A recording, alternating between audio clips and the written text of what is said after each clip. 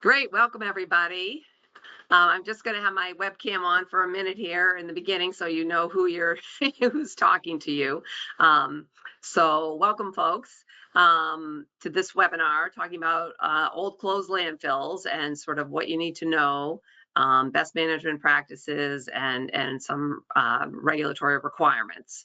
So I'm so delighted that a lot of people signed up for this. So there's so many people signed up for it that we're not going to be able to take questions by having folks be unmuted and ask them, but you can type them in at any point. So you can use your question box in the GoToWebinar control panel to type in questions when they come up. And then I will just realized a bit ago that I probably should have had a colleague here at work also on the webinar to look at the questions, because it could be hard for me to present and also look at the questions that come in. So, but I'll try my best. So bear with me on that. Let's see, I do have my colleague at the New Hampshire Department of Environmental Services joining the webinar sort of unofficially today, just in case. I know the New Hampshire Department of Environmental Services advertised this webinar to their towns. And so if anything New Hampshire specific comes up, Jamie will be able to address that. Otherwise, maybe Jamie, you can just confirm that you see my first slide. Looks great, Jennifer. Thank you. Broadcasting okay? All right, great. Yeah, so that's Jamie Colby. Sorry about that. I think I forgot to mention her name. So I am Jennifer Griffith. I work at NEWMOA. And let's see, my next slide. See if I can get this going. Talks about NEWMOA. I'm going to turn my camera off here. I've been a project manager here at NEWMOA for a very, very long time. My background before that was I went to grad school, but before that I worked in consulting in waste site cleanup, but also designing solid waste landfills and some solid waste work. So I have a background in both of those. And I work for NEWMOA, which is the Northeast Waste Management Officials Association. For those that don't know NEWMOA, we were formed by the New England governors back in the 1980s. New York and New Jersey joined, and we were formally recognized by the US EPA in 1986. So we're a nonpartisan, nonprofit association of the waste-related programs in the state, in the 8 Northeast states, the 6 New England states, New York and New Jersey. So the solid waste programs, the hazardous waste programs, the cleanup programs, the prevention and the toxics use reduction programs, recycling, all those programs. And you can find out more about NEWMOA at our website, NEWMOA.org. And why are the slides not advancing? So a quick overview of the project that we had that's led to this webinar.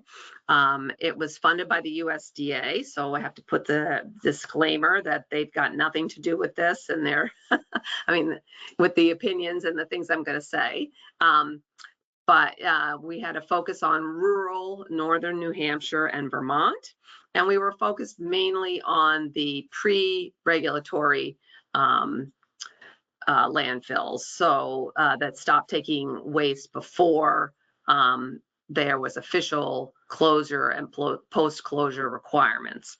So New Hampshire's law was enacted in 1981 and Vermont in 1987. So why did we think of trying to do a project on old closed landfills? Well, mainly it was because New Hampshire Department of Environmental Services visited 16 of their closed landfills back in 2016, and they noted a lot of problems, which are listed here. You know, a lot of methane gas production that was exceeding 50% of the lower explosive limit at the property line.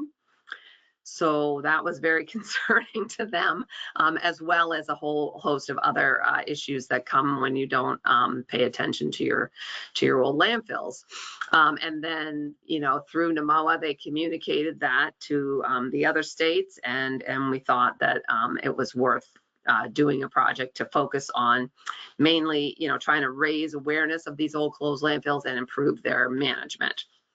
So why should folks care about old closed landfills? Well, particularly the municipalities, because there's a lot of liability. There's a potential for contamination of water resources, the generation of methane gas, and also physical hazards. And the landfill owners, including municipalities, are responsible for all the costs to clean up contamination. So this photo on the right here was an actual landfill that had a lot of trees growing on the side slopes, and eventually there was a storm and the trees blew over, and there was a lot of rain and erosion, and this is all just exposed waste here that created a big problem.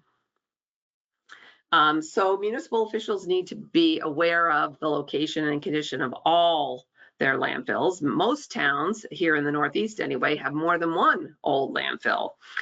There's the one that closed more recently, back in the 90s or maybe the early 2000s. It's often where the current transfer station is, and the recycling center is often located at the old closed landfill. But then there's usually one or more that's even older than that. That was maybe operating in the 40s, in the 50s, and the 60s. And several of the New Hampshire and Vermont towns have, 3 or more old landfills. One issue is that some of these older ones, especially those that closed, pre-regulation, might be on private property. And so that does present an issue for communication and access.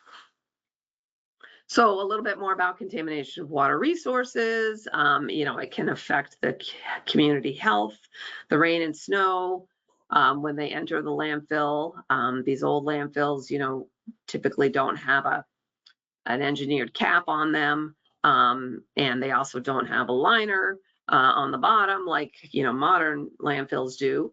And the leachate will come out the bottom or come out the side and pollute the surface and groundwater. So, to effectively reduce that risk, you need to properly maintain the cover soil and the vegetation systems so that you don't have the water and as much water entering the landfill. So we have a couple examples here. These are all case study examples from Vermont or New Hampshire. But there was a landfill that found, they did some groundwater testing and they found contamination. So then they had to reach out beyond the landfill property and do testing in the neighboring homes, and they found contamination there. And then they had to pay for extending public water supply lines or installing point of entry water treatment systems. So there can be quite a bit of liability associated with, this uncontrolled leachate. So in keeping the cap intact and functioning, you got to make sure there's no waste exposed, that there's a good depth of soil that covers all the waste, that the cover soil is kept intact, that there's healthy grass covering, that no trees or woody vegetation is growing in the waste areas, including the side slopes. This was a big problem that we did know through this project. Is there's well, I'll talk about it later, but it's easy to mow the top, and so a lot of times the top is kept on without having a lot of woody vegetation, but the side slopes is another story. Cover soil reduces water filtration and promotes runoff, so you need to make sure that it's graded properly and that runoff is managed by diverting it off and away from the landfill without causing a lot of erosion. So one thing that really needs to happen is you got to get out there.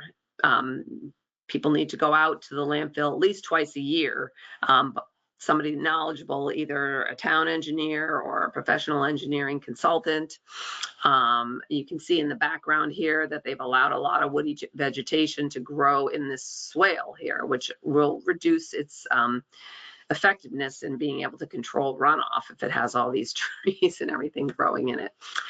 So for the two states that we worked in, for their regulated landfills, so the ones that were closing in 1981 or more recently, or in New Hampshire in 1987 or more recently in Vermont.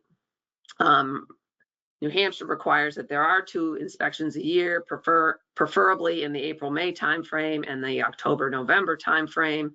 And in Vermont, DEC requires at least 1, and it has to be by a professional engineer, and it must occur in May. So besides inspecting and getting out there, preferably twice a year at least, another thing that needs to be done is you got to mow at least once a year to prevent tree growth. So the shallow landfill cover soils, they just really can't support trees as they mature. They're more susceptible to getting blown over in a storm or erosion, undermining their root systems. So blown over trees will damage the cover soils and expose the waste. So you got to mow at least once a year, or as needed to control the woody growth. Got to make sure to mow the side slopes, and it's best, at least in this part of the country in the Northeast, to mow in late September or October, so you aren't killing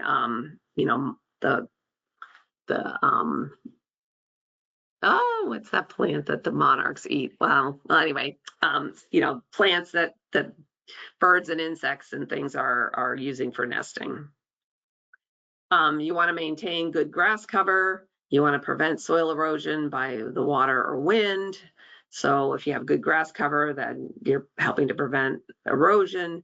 And then animal burrows. This top picture here is a picture that I took at one of the landfills. And those animal burrows will provide a direct pathway for water to enter the waste. So you want to try to trap and remove those animals. Yeah, here's some erosion and side slope problems.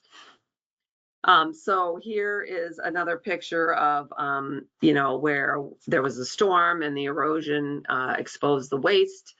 So this is, again, believe it or not, the side slope of a landfill that they've just let the trees grow. And then there's a storm, and this is all erosion. And if you really could zoom in here, you would see that this is all trash that's being exposed. Plus down here at the bottom is what came off the landfill. The person taking the picture is standing on a road. The road got covered with trash and sediment. And then also behind them, if the person taking the picture is facing the landfill, behind them is a stream. And a lot of the trash ended up in the stream. So it was really a problem. So got to keep these things mowed and the cover soil and grass cover maintained. I forgot at the beginning of the webinar to say that I will make these slides available on the NEWMOA website. I can show you where a little bit later. I will also send an email to everybody that's attending, and this is being recorded so folks can listen to it again another time. So sorry, I forgot to mention that at the beginning. So you also, part of good maintenance and keeping water out of the landfill is, settling. Over time, the waste can settle differentially. It can create conditions where it's not promoting runoff, and you can have ponding of water. And then that water is definitely, going to be percolating through the waste and generating more leachate. So you really want to fill depressions. You want to regrade. So you need to go out there and know what the condition of these landfills are and restore the grass coverage so that we're minimizing infiltration. When you get water in the landfill, you're generating leachate, you can have breakouts. So you can have a leachate seep coming out of the side slopes or at the base of the landfill. It's this sort of rusty colored orangey water here. Here's some coming off of, again, a non well-maintained landfill and coming down through the woods here. It creates a potential hazard and should be addressed immediately. This soil should be excavated and stockpiled because it does need to be tested before it can just be sent to an operating landfill. And there might be other efforts that are needed. So, a good way to try to prevent leachate seeps, again, is preventing infiltration into the landfill, maintaining that healthy grass cover, good depth of soil, keep it graded properly. Another issue is generating methane gas. As the organic waste in a landfill age, they decompose, they generate methane and other gases. Gas production can continue for decades after a landfill closes, and it can travel underground 1,000 feet or more from the landfill. So it's going on a preferential pathway. If you've got a utility line, if it intersects a utility line, it can go even more than 1,000 feet. It's just going to take that preferential pathway and move. And methane gas in particular is of great concern because at certain concentrations, it can explode or otherwise cause a fire, fuel a fire. So one visual sign of methane gas is stressed or dead vegetation. So some of that is shown here. They're having a problem and it really should be evaluated and addressed. And we have a couple case studies here. We have, this was in New Hampshire, I believe. So they were doing some road work, utility work out the road. And before they went in the trench, they did measure the gas levels, part of their health and safety procedures, and they had explosive levels in that trench. So they had to wait for the trench, for the air to circulate enough and that gas to dissipate. But then also the town needed to find the source of that gas. And it was determined to be an old landfill that had been closed for more than 20 years. So the owner of that property was required to install a landfill gas interceptor system, and they must keep paying to conduct gas monitoring and make sure there's preventative measures into the future and that they're effective. So, and you definitely don't want to have any structures near or on. Sometimes towns build on the old landfill, but you definitely don't want them on top of the waste area or even right next to it. So, effectively, you really need to be measuring the gas in the soil at the property boundary and in any on-property buildings at least once a year. If the measured level increases year to year, then you really should look at what's going on and measure more frequently so that you can recognize if a dangerous situation is developing. So here's another little story. So this happened in, I think, Vermont again. A town maintenance garage was located adjacent to the old closed landfill. And it was a particularly cold and snowless winter, so the ground froze. They're hypothesizing anyway that the ground froze deeper than normally it did.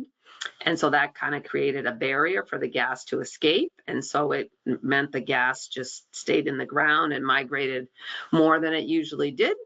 And it went into the storm drain system for the building. And a welder's spark fell into that floor drain and set off an explosion.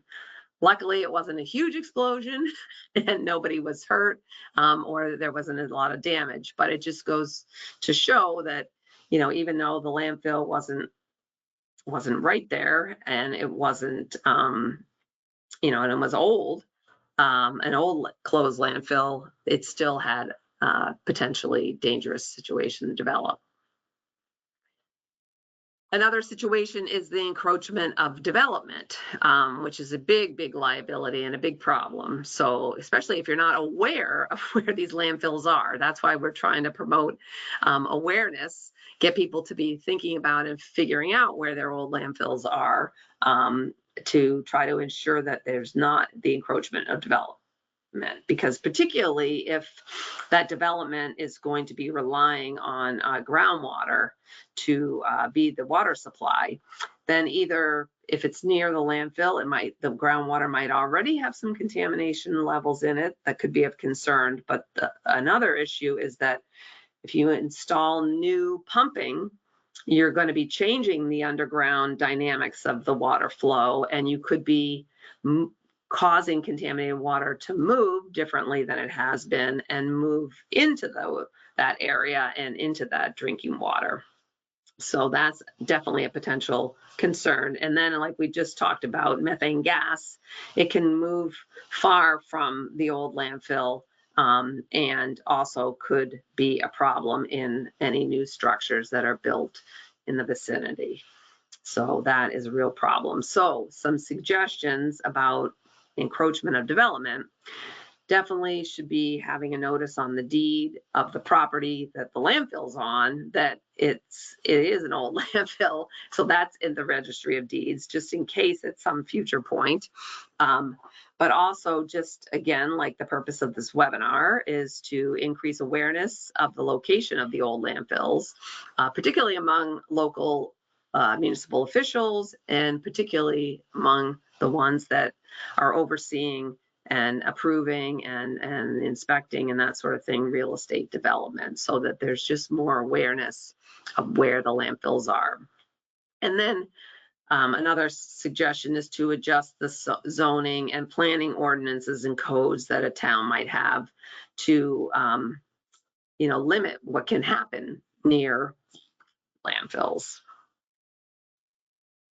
And lastly, there's physical hazards. Very tempting location, these grassy hills for all-terrain vehicles and motorbikes and that sort of thing, and also for illegal waste dumping. But trespassing does increase liability. There's potential for injury. You could be damaging some of the infrastructure.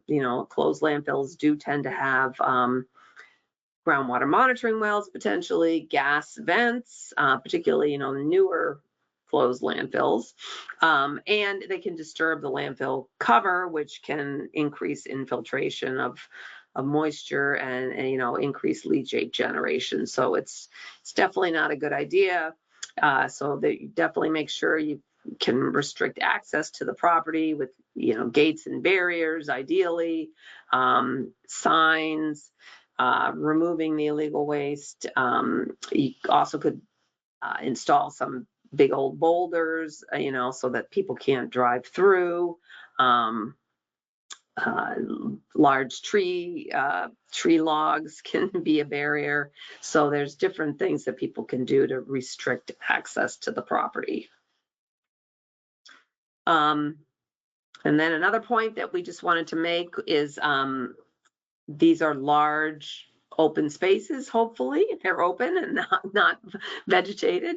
I mean, not forested. So they're solar. These landfills should be evaluated for their solar energy generation potential. It can be economically beneficial to towns, but it's hard to determine exactly. And one thing is there typically needs to be 3-phase power line available near the site. And always the question is, well, what's near the site? And it sort of depends. What's feasible depends on the amount of space. So the number of potential solar panels that could be installed, the more that potential for generation, then the greater the distance to the 3-phase power, can be economically feasible. So it's all sort of a site-by-site, case-by-case basis. And the solar developers themselves are probably the ones that are the best suited to know whether solar is feasible at a particular landfill site. But, you can see this one here is in, a very rural area. It's beautiful. Picture taken at the beginning of the fall, probably around this time of year. And, they were able to install the solar panels and it was feasible for them. So I'm just going to go through because there might be some folks on from New Hampshire and Vermont. And if you're in a state that's not New Hampshire and Vermont, you might get a couple quick ideas from some of the requirements for the regulated landfills. So these are the ones that closed after sort of those laws were put in effect in the 80s in these two states. So in New Hampshire, post-closure requirements. So if a landfill ceased operations, there's a particular date after July 9th, 1981, it's supposed to have a solid waste permit, a closure plan, and the closure plan includes this post-closure inspection, monitoring, and maintenance report plan. And those are requirements that are specific to the particular site. And they're also supposed to be followed. I think that's an issue. Sometimes these plans get written, but they don't always get followed. And then in New Hampshire, a groundwater permit. Most of the landfills would have a groundwater permit. The post-closure care requirements in New Hampshire. So these are, again, for those landfills that ceased operations after July 9th, 1981, even if they are Bradyville landfills. The next slide talks about what a Bradyville landfill is in New Hampshire. But anyway, the post-closure requirements, these are for all landfills, are to inspect, monitor, and repair damage, conduct 2 inspections per year, and file those reports with the state. And there's also an annual facility report that also must be done. That's separate from any groundwater monitoring permit reporting. This is a separate closed landfill report, and it's due by March 31st of each year. And you have to do post-closure care until you can demonstrate to the states that you've achieved all the performance standards in the rules. So you have to demonstrate all these things. So you can't just say that, oh, my landfill's really old, it's not generating any leachate. You really have to demonstrate all these things, so which is very difficult to do. So most landfills are pretty much in post-closure care. They're not out of it. So a Bradyville landfill is, which that, I'm not sure when that was enacted exactly, but it allowed some landfills to close without installing the really costly multi-layer official engineered cap design. It allowed some of these landfills in towns with populations of 5,000 people or less that they could just pretty much close their landfill by covering all the waste with a thick layer of soil and grading it properly. But they did not have to put in a multi-layer, engineered cap design. But they're allowed to not have to do that official expensive effort if they keep monitoring it. They continue to show that they're not having an adverse effect and that they've got a closure plan that's approved. And so here's an example that the state provided about, these are different sites. So they're both, you can see, here's the new recycling and transfer station at both of them. They both have that. And they're right adjacent to an old landfill. This one on the right, they're properly maintaining this old closed landfill. So it's all mowed and you can see where it is. And they're obviously, taking care that it's properly maintained. Here is the old landfill on the other property, which is all covered in trees and is quite a problem. So just because you're a Bradyville landfill, there's a lot of misunderstanding, I believe, in New Hampshire about this. If you're a Bradyville landfill, that doesn't mean you're exempt from everything. It was just really the actual how the landfill cap was, closed. But you still are supposed to maintain it properly. In Vermont, there should be a permit or a court-issued order for closing the landfill, and you would have a post-closure plan. The post-closure plan is basically incorporating the best management practices that I talked about earlier in this presentation into a written document. So, you got to regularly inspect, and you got to do groundwater sampling, and you have to look at explosive gas management. But Vermont also includes your plan has to have a cost estimate for implementing the plan. So they wanted to make sure everybody was aware of what it was going to cost to, be in post-closure care. And so I thought that was something to highlight, making people estimate the cost. And they updated their rules in 2020. So they require, like I mentioned earlier, that you have a registered engineer, professional engineer, has to conduct one annual inspection of the property in the month of May. And again, like in New Hampshire, that report is supposed to be submitted to the state. And again, that's a problem. Sometimes they're not submitted. They also require that the vegetative cover is mowed at least once a year, that all landfills, that repairs are made in a timely manner. And if they're supposed to be doing water quality and groundwater testing, they need to do that and submit the report to the state again. So briefly. So now I'm going to move into some assistance resources that we've developed that I hope will be of interest to everybody. Maybe I should look here quick at questions that might have come in.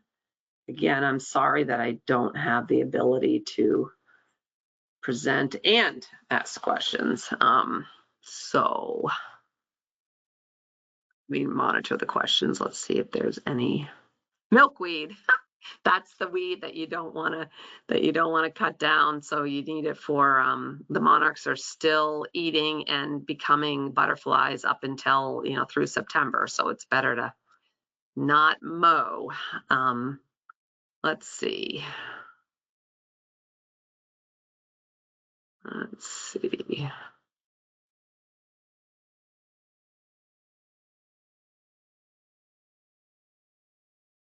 So I think people are concerned about trees are good habitat. Yeah, they, up to the side of the landfill, up to the waste perimeter maybe, but not on the waste. And people are wondering about, some old landfills are used for parks and things, and there might be, some structures like a bathroom and certain things like that near or on top of the landfill. And those are all hopefully the ramifications of those were considered when those things were cited. And so maybe there is periodic explosive gas monitoring in those structures, or maybe they've determined, that the old landfill might be properly vented so that landfill gas is being managed. Again, this project, we were focused mainly on really old closed landfills that maybe didn't have any of that gas management infrastructure and piping and venting installed. But things that were closed more recently, might have some of that infrastructure. So, but certainly there should be some periodic monitoring.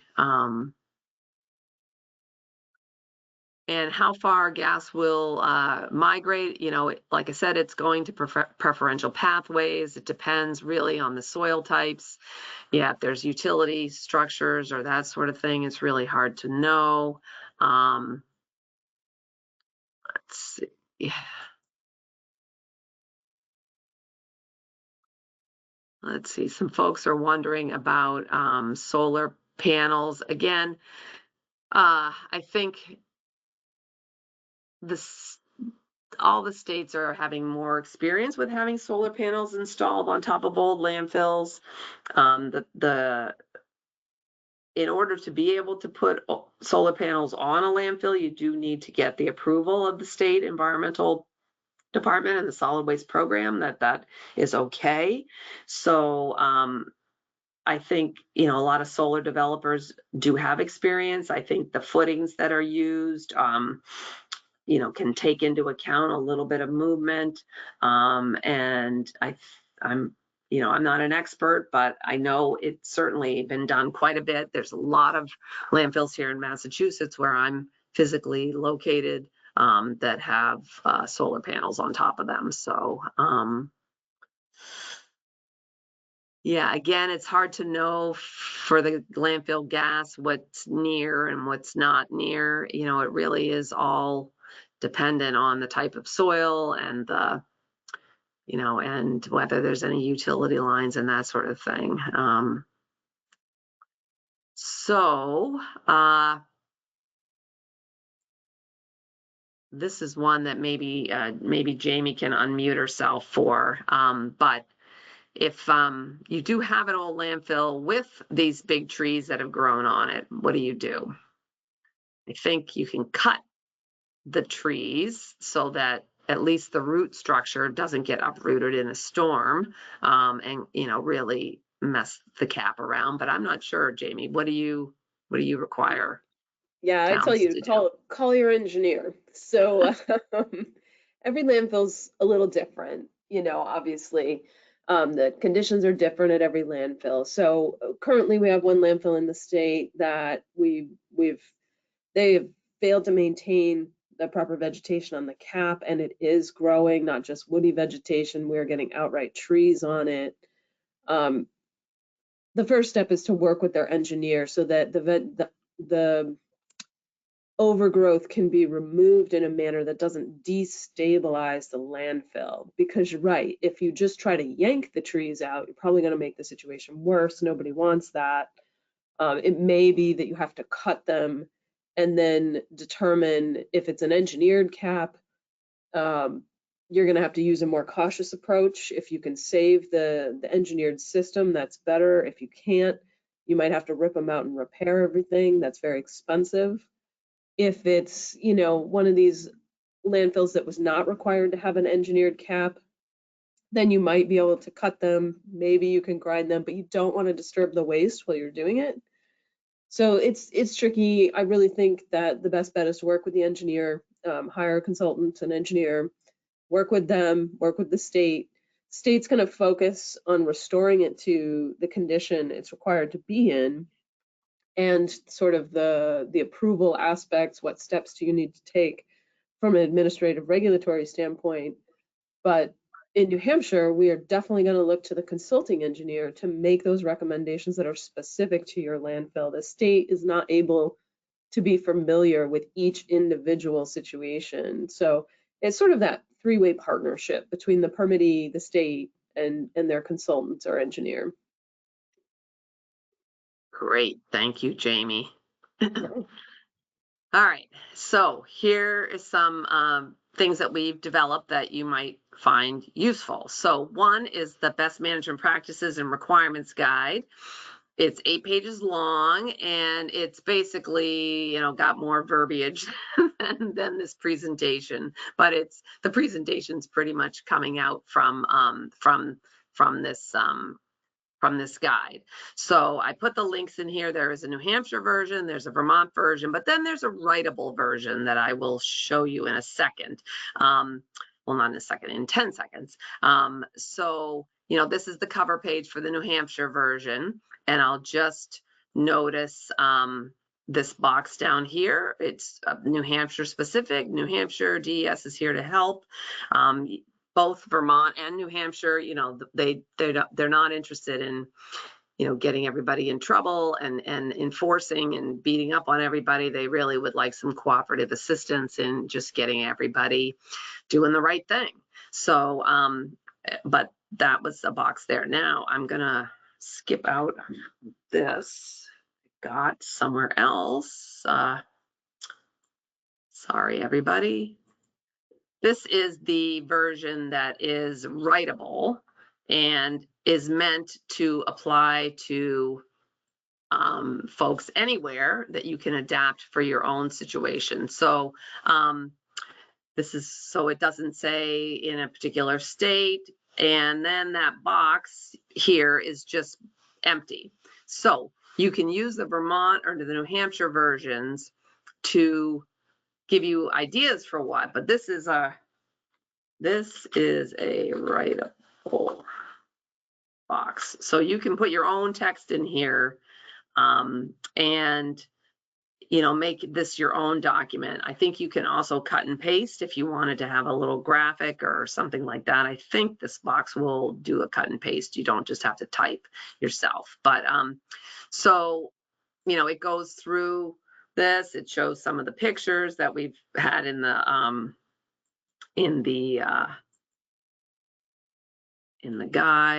presentation today. And then there's a page here that's additional requirements for the regulated landfills. So this is like in New Hampshire or Vermont, I talked about some of those things that those, the ones that closed after a certain date really have to do. And so this is a place where you can type in what, your state requires and the date, the appropriate dates there. And then the back. And then this has links to these other two documents that I will show you in a minute. So, current slide.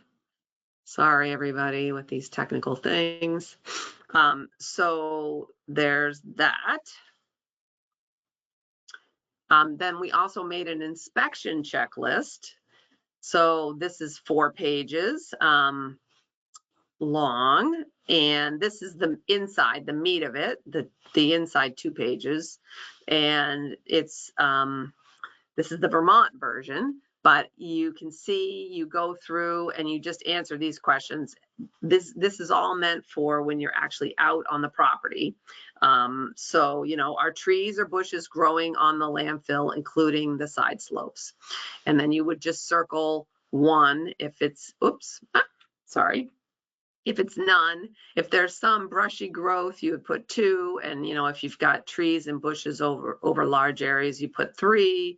Can you walk all the way around it? Yes, that's good. You can sort of tell the 1s are good, the 2s are, and the 3s are, something's a problem. So you go through, there's vegetation, the drainage, a landfill leachate. It does ask about if the leachate collection system is functioning properly. So this, this checklist can be used for the regulated landfills and the non-regulated landfills. Most really old landfills won't have a leachate collection system, so you would just circle this because it's not applicable. Or if it is a landfill that closed more recently and it does have a system, it either needs to be a yes or it's a no. So landfill gas, again, you might not have management system, so it's not applicable. And you really want to get to where the results of the inspection should be shared with people. Any answers other than a 1 require follow-up. So if you can answer 1 to everything, you're good. If you answer 3 to anything, you really need to do something to fix that, more immediately. And I for the generic writable guide, I just said contact the state.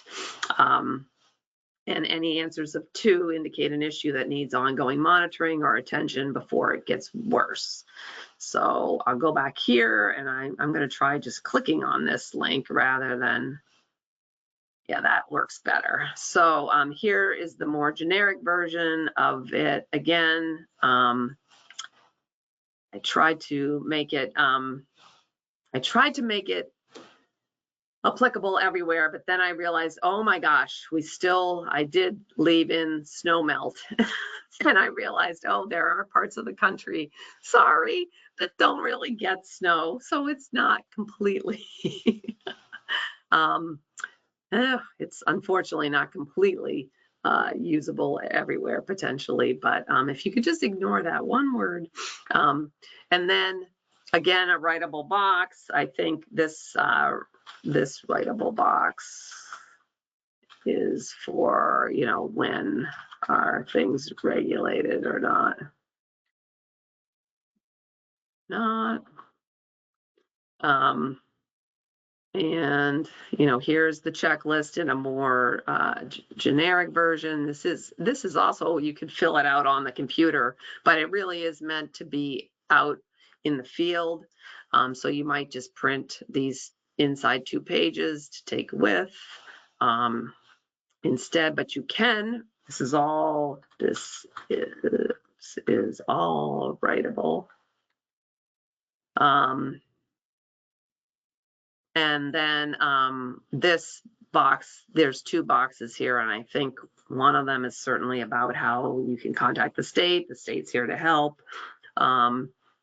And I'm not sure what you might put in the other one, but you can look at the Vermont and the New Hampshire versions to get an idea of what could go there. So there is that inspection checklist. And then, again, this project and our outreach was really targeted to getting municipalities to be more aware of what's going on in their town and where their old landfills are. So, these are some yearly tasks for municipalities to make sure that there's some position in the town, some person that's responsible for maintaining the landfill, so that there is somebody whose job it is to be paying attention to the landfill. At least once a year, you got to get out there and mow.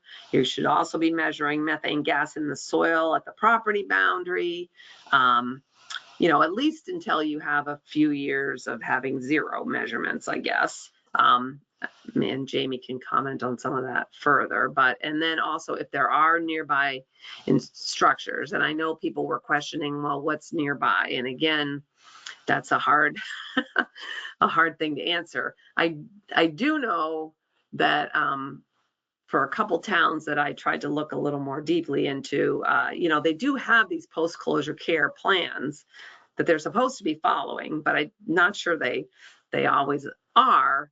And the post-closure plan says they're going to measure annually or even more frequently. Some of them are quarterly, and whether that's being done or not, is another question. Sorry. So once a year, you should be mowing to prevent the woody growth, and you should be also looking at methane gas in the soil, and that's going around the perimeter of the property. You can drive a little stake in and then pull it out and put the gas monitor down there. A lot of times fire departments, they have explosive gas monitors, so they might be able to assist you, with providing the monitor and how to, and somebody to operate it and read it. Otherwise, again, a consulting firm probably would be able to do that. So that's sort of going around and picking points around the landfill. Sometimes fixed probes are put in the ground, so that there's a place to come back to, the same place every year, to put the probe down. And then twice a year, you have the walkover inspection and reviewing. So you definitely municipalities need to look at what the inspection says and address any deficiencies. So a lot of times these reports come in and they note that there's deficiencies, but they just carry over from year to year to year to year, and they're not ever really addressed. So, twice a year, somebody knowledgeable should be out there walking over the landfill and then addressing any issues that come up. And then for regulated landfills, they've got the additional things. There might be groundwater monitoring. There could be other gas monitoring, and they really have to submit these post-closure reports. So we developed a reminder checklist. And again, here's the links to them. It's just 2 pages long. This is just the checklist part of it. So you can see, actually, I'll just open this one. That's the generic one again. And, you know, is there a town position that includes responsibility for maintaining the landfill? Yes or no? What that position is, who is in that position? Has it been mowed? Yes or no? The date that it was mowed. You know, if it's applicable, has the methane gas soil been measured? Yes or no? What was the level? You know, the date, those sort of things. So just trying to make everybody more aware of a landfill. So this checklist should be done for each landfill. Same with the inspection. If there's more than one landfill, you should be doing it for each of them. So it goes through, and then, you know, again, you should be able to answer yes to every question. If you can't, then you really need to do something so that yes is the answer. And again, you know, a writable box for this is probably, you know, how to contact the state, and that the state's, you know, willing to help. So, but this is just a reminder checklist, but I think it's a good resource for municipalities. So we have that, and just a couple of quick lessons learned from the project. I think I mentioned this before, mowing. It seems like towns have a pretty easy time mowing the top of the landfill. Oftentimes it's haying, you know, they use it for haying. They get a farmer comes and does it to get the hay, but the side slopes, especially if they're kind of steep, it's really difficult or it's more difficult to mow them. So often they don't get mowed. And then next thing you know, you've got woody growth, you've got, you know, bushes and trees growing on the side slopes. So, you know, we did visit several landfills through the project, and they all had some problems with the side slopes and trees and bushes growing. So, so just be aware of that. Then we've got, you know, many regulated old closed landfills are not submitting the reports that they should be doing. Some of them are doing the groundwater monitoring and the reporting that they're required to, but not necessarily the inspections or the other reports that they're supposed to be doing. So, you know, in New Hampshire, it's the annual post-closure report. That's what it's called. I don't know if I actually had that in the slide. Maybe I'll edit that to make sure I put the name of that report. The New Hampshire Best Management Guide does have a direct link to where you can find that report.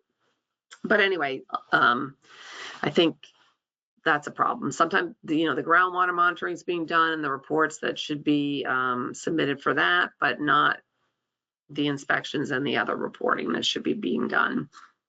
You know, there's definitely difficulty with being able to access and evaluate landfills on private property, and also even just the messaging to private property owners. So was certainly one landfill in Vermont that's on some private property, and you know, we just never were able to figure out how to approach that situation, because it, you know, it had a home and it has some homes near it as well, but the landfill itself, the old landfill, it was all private property. And like I just said, there was some homes nearby it. So encroachment of development is real, either recently, you know, particularly in more urbanized areas, you know, where the economy is pushing for homes. But even in the past, you know, this landfill that I mentioned in Vermont, you know, I don't think those homes were built, you know, they probably have been there 20 or more years. So, but it is a concern, you know, is anybody testing that water? And yeah, it's hard to know. But one thing that was pretty common here in the Northeast anyway is these old unregulated landfills, these really old closed ones. They did a lot of burning of trash, a lot of them. So, the concern for leachate and methane gas and that sort of thing is not as much of a concern or a problem for these places that did a lot of burning. I wouldn't want to, air quality wise, have been in the vicinity, but for today, it's not as much of a concern, although heavy metals and that sort of thing from the ash is still an issue, but the gas and that sort of thing is less of a concern. So those are just some of the lessons learned through the project. And then here's my contact information and also the web page for the project. Click on that, and and then here's all the documents and links to them. I just have this go-to webinar panel over here that I can't seem to get rid of. So let's see. So yeah, so you can find that, and then the training. We did a couple of presentations similar to today, one in Vermont and one in New Hampshire, and then we've got this national webinar today. So I'll put the link here, and that is the end. And we're pretty much close to time, so that worked out. But let me see about questions.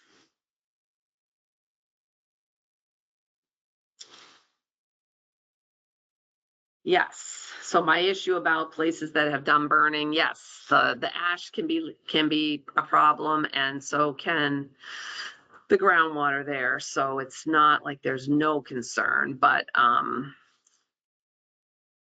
so let's see. Financial assurance. Maybe Jamie, can you talk about that quick? Financial assurance in New Hampshire, how it's assessed, how often it's updated. Yeah, I can talk about financial assurance in New Hampshire. It sounds like Vermont has some similar requirements, and it probably all drives out of the federal Subtitle D requirements, RCRA Subtitle D. In New Hampshire, financial assurance is required for landfills, closed landfills included. And the way it works is you're supposed to make a cost estimate. We have a form for that. You fill out the form and estimate how much it's supposed to cost to take care of the landfill. And then you need to secure that cost with a mechanism. So I always think of financial assurance in two parts. There's first a cost estimate, and then there's a mechanism to secure the money that cost estimate says how much you need to secure. Most municipalities in New Hampshire use something called LOGO. It's the local government test. Basically, does the municipality have a strong enough financial position that it doesn't need a separate account? If it's a privately owned landfill, one that a company is perhaps responsible for, they can't use the LOGO test. They actually have to set aside money. So it can be a surety bond, an insurance policy, if they can find one. Sometimes it's hard to find them. We have some landfills in New Hampshire that have cash accounts. So that's what financial assurance is. It's two parts: cost estimate, and then you set aside some money in the event that the permittee is not able to take care of that landfill. That money has been set aside for the state to use to take care of the landfill. So it doesn't have as much of an impact on our citizens' tax base. That's kind of the idea, is basically it gives the state some financial coverage. Granted, if we have to call that financial assurance, we have to actually say fork over the money, it's a finite amount and it will eventually run out, and the care of the landfill probably will not. Care will probably have to keep going after financial assurance has been all used. But it gives us hopefully about 30 years to figure out what to do next. Okay, so we are at 3, but if folks can stay on, we can deal with a couple other questions, because the big can of worms that I did not open was PFAS. A couple people have brought that up about these older landfills, closed landfills. and the issue of PFAS. And I know, there have been some efforts to look at old closed landfills and potential PFAS contamination. I don't know, Jamie, what New Hampshire's been doing and found, or what, the newer closed landfills that they have groundwater permits. I think when those are up for renewal, they are adding PFAS into those. So have there been any findings, things you can generalize about? Yeah, I'm not an expert on that part because the groundwater permit and the solid waste permit are separate in New Hampshire. Really, that question is better posed to our groundwater folks. And I am not really prepared to talk about PFAS and the groundwater requirements right now. Hmm. Okay, yeah, this project, we didn't have the resources through the project to do any groundwater, any testing and analytical work. So we did not open that Mm. topic, unfortunately, but it is out there because that is a concern. Maybe not for the super old landfills that were, in really rural,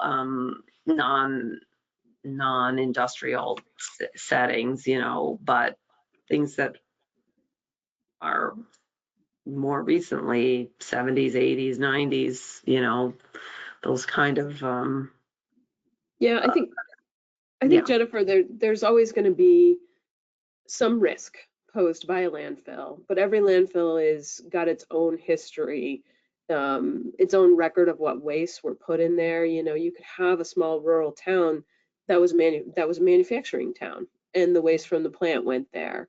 So even though you wouldn't expect a lot of problems from municipal waste there, you could have something left over from the industry that worked there. Each landfill kind of has to be taken on its own. I'm actually a really big fan of the municipal checklist that was created through this project. I think towns can really benefit from that. I think that a lot of us forget that these landfills are around, right? Once we throw something away, it's gone.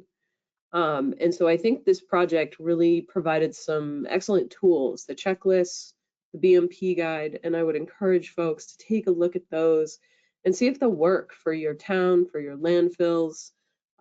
Even if let's say you're a consultant or you don't really engage on the town level, it might still be worth sending to your hometown to say, hey, just thought I'd share these resources with you.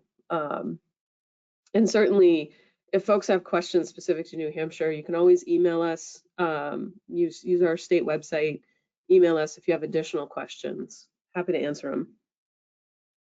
Okay, one more question is about mitigating methane gas issues. Is there something less intensive than installing a collection system that can be done It or depends not? on your situation. Yeah, it depends on your situation. You can try a lot of different things. Again, you're going to want to work with a qualified professional, and each situation is different. I know some folks were kind of floored by, oh, methane can travel 1,000 feet. I get it. It depends on the soil conditions. It depends on the waste, types of waste that are decomposing. The example New Hampshire landfill that the utility company had to wait for the gas to dissipate in the trench. In that particular situation, we think that landfill received a lot of sludges, and it's created just a longer lasting gas situation. And they're also, the footprint of the landfill is very close to the road, so they don't have a lot of distance there between the landfill footprint and the utility excavations. In terms of your options, if it doesn't already have a venting system, you might need to try and put in some passive vents. If you've got passive vents and that's not controlling it, you might need to put in some active extraction systems. You can try an interceptor. An interceptor can be a trench. An interceptor could also be a series of wells closely spaced together to try and pull the gas out of the ground before it reaches the property line. In New Hampshire, the compliance boundary is the property line. Great. But if you've got sheds or other municipal buildings within the property, you should be measuring them, the Absolutely. gas Yeah. level. Yeah. Yeah, absolutely. So under the federal regulations, methane levels can be equal to 100% the lower explosive limit of methane in ambient air at the property boundary. To me, that's incredible. I would be like, you have a major problem if you have LEL of methane in ambient air at a property line. In New Hampshire, the state regulations is 50%, half of the lower explosive limit of methane in soil at the property line. So I guess we're a little more conservative. We do worry about migration first. Again, if you've got that kind of level in ambient air, you got trouble.